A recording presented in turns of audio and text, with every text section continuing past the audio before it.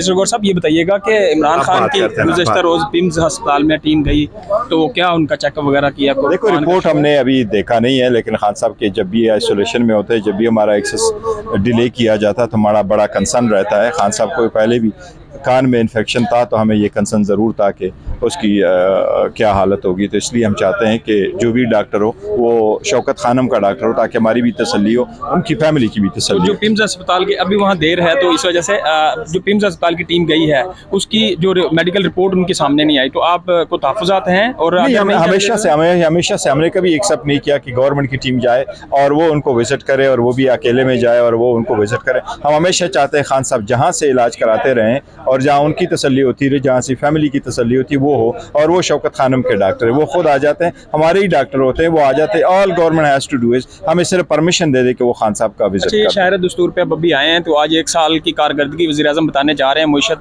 बता रहे हैं कि बहुत अच्छी है, तो तहरीक-ए-इंसाफ के आप दुनिया जनरली पब्लिक से पूछे। महसूस नशिस्तों के लिए भी इलेक्शन कमीशन ने हमारा ऑर्डर रोके रखा है। सुप्रीम कोर्ट ने हमारे हक में ऑर्डर दिया था, सुप्रीम कोर्ट ने डायरेक्ट कर दिया था कि 81 जो MNA है वो पाकिस्तान तहरीक इंसाफ को ज्वाइन कर चुके थे।